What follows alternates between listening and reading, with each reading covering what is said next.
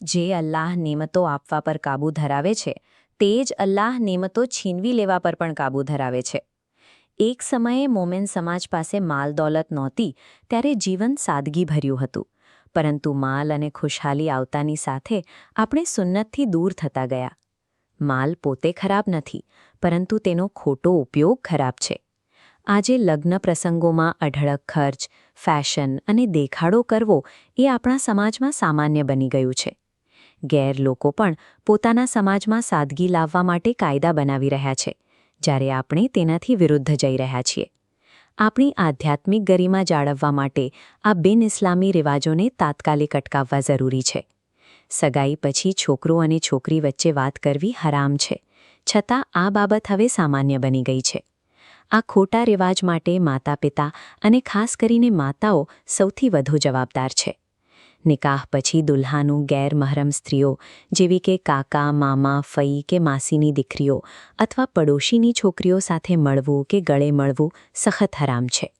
રૂખસતી વખતે દુલ્હનનું બિન બુરખામાં જવું, સ્પ્રે છાંટવો, કેક કાપવી કે બલૂન ફોડવા આ બધું જ બિનજરૂરી અને ગેર-ઇસ્લામી છે.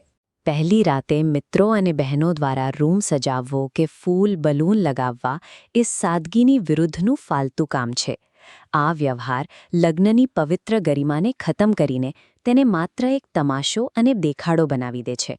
વલીમામાં દુલ્હનને સ્ટેજ પર બેસાડવી અને બિનપરદા ફોટોગ્રાફી કે આલ્બમ બનાવવા એ ગંભીર ઉલ્લંઘન છે.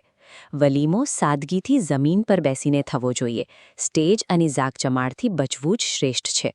મુંબઈ જેવા શહેરોમાં જગ્યાના અભાવે ટેબલ ખુરશી વાપરી શકાય, પણ સ્ટેજ, લાઇટિંગ અને ડેકોરેશનથી બચવું અનિવાર્ય છે. દુલ્હનને સ્ટેજ પર બેસાડવાનું ટાળવું જોઈએ, કારણ કે આ પ્રથા આવતીકાલે દુલ્હનને સ્ટેજ પર બેસાડવાનો ખોટો રસ્તો ખોલશે. લગ્ન પછી હનીમૂનના નામે મિત્રો સાથે ફરવા જવું એ બિનપરદા અને બેહયાઈમાં આવે છે. દીકરીની રૂખસતી પછી પિતાની જવાબદારી પૂરી થઈ જતી નથી, આ એક મોટી ગેરસમજ છે.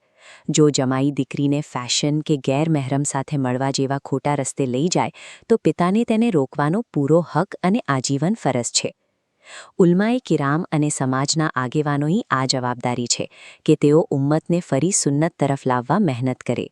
જે લોકો સુન્નત વિરુદ્ધ લગ્ન કરે તેમનો સામાજિક બહિષ્કાર કરવો જોઈએ અને તેમના કાર્યક્રમોમાં હાજરી આપવાનું ટાળવું જોઈએ.